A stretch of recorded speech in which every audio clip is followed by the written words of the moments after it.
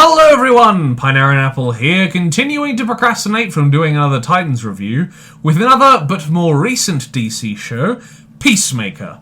Made by James Gunn, this show is a continuation from the Suicide Squad 2021.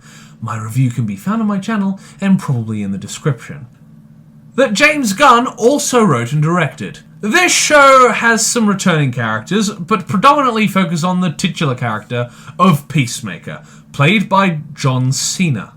And yes, it is taking everything in my ability to not play his song.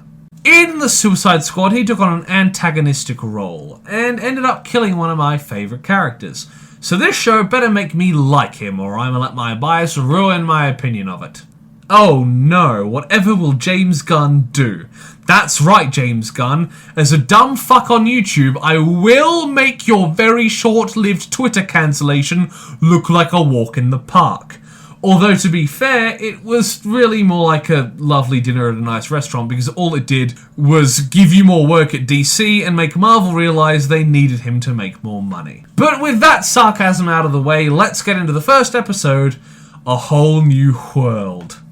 And if you're wondering why I put a wh at Whirled, it's a pun. I'm not posh. We get a recap of the previous film and some extra scenes of the aftermath, picking up with Peacemaker in the hospital about to be released. John Cena is pretty good in the show, varying from funny to decently emotional, displayed perfectly in this funny interaction with the janitor, Jamil. Peacemaker, or Chris, takes some constructive criticism on board, but not wanting to go to prison, he suits up in his old suit after getting a good look at his ass, and he makes his escape via taxi, but not before a nurse rats him out to a Mr. Mern. Now it's here when he leaves we get the best new TV intro of probably the last 10 years, where John Cena and the rest of the both major and guest cast do a ridiculous dance number, playing it off completely straight. I love this shit. This intro is far more satisfying than any anime opening I've reviewed, and takes the cake when it comes to not only entertainment value, but pure spectacle. It probably took me around 5 watches before I got all the little details and the dance moves, so it also has a lot more to offer than just with the first time you watch it. It also works with shock value as well, as I never thought I would see Robert Patrick thrust like that. Leota Abadio, played by Danielle Brooks, brings her partner to the hotel they're staying at, and talk about pussies for a bit. Makes sense since they are seemingly lesbians. Although, unlike Amy Schumer, it's not jokes about their own pussies, so they can actually make some comedy. They have a talk about Leota's new job, and she is called in, to her partner's unease. Peacemaker makes it home, breaking his own window to get in. The set is nice and the place is in complete disrepair. He checks a charging phone to find a lot of messages, so apparently not many people knew he was in prison. He answers his voicemails to find many from Vigilante, or Adrian Chase, played by Freddie Stromer, who, unlike the active antagonistic role I recall from Arrow, his character here is basically Diet Deadpool. Chris is confronted by the team, Steve A.G. reprising his role as John Economos, Jennifer Holland as Amelia Harcourt. Wow, I remembered her name. In the Suicide Squad, I just assumed her name was Blonde Office Team Member. I'm honestly surprised at how fleshed out her personality and skills are in this series compared to the film. And lastly, leading the team is Clemson Mern, played by, and for the love of God, please don't hate me in my inability to pronounce your name, Chukwudi Iwuji. That can't be right. Oh god, I'm terrible at this. The team have some nice moments, and Mern recruits Peacemaker for Amanda Waller's new mission. He does what they say, and he stays out of prison. He also, as a plus, doesn't get blown up from the bomb that's probably still in his head. Chris goes to prepare for the mission by meeting his very racist dad, played by the T-1000 himself, Robert Patrick. He also has a fun argument about Batman with his father's neighbour.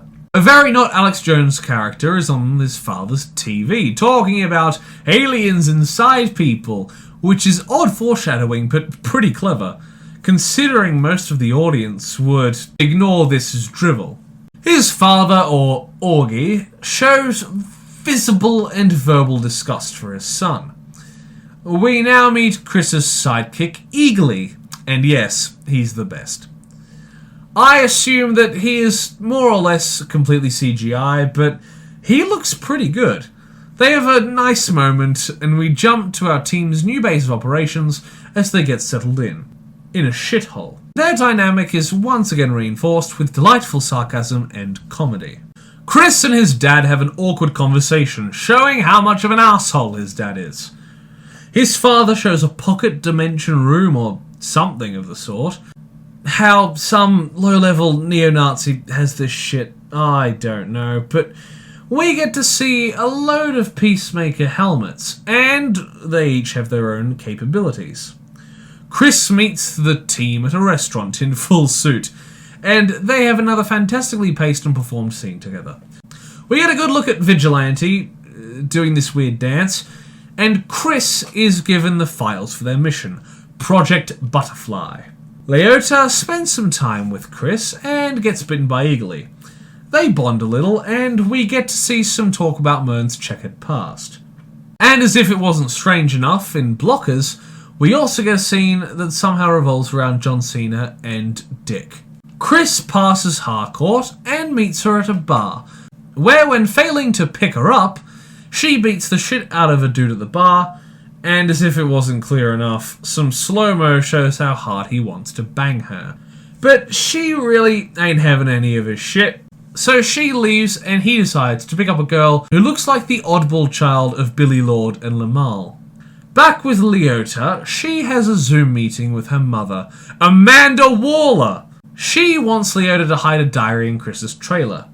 Chris, meanwhile, at Lamal Girl's abode, decides some after-sex music is in order, as he has a sing and dance along in his tighty-whities. He has an odd choice of microphone, and the Lamal Girl decides to grab a knife from the kitchen and fight him, seemingly a meta based on her noises, strength and skill.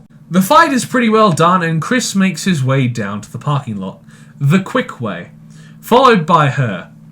Eagly flies off, and she finds Peacemaker at his car, who uses his sonic boom helmet to violently get rid of her, as well as his car, leaving the episode off with Chris sitting in a crater of his own making, with Lamal Girl a pile of goop, and the cops approaching. We also get a fun cutscene at the end of the credits.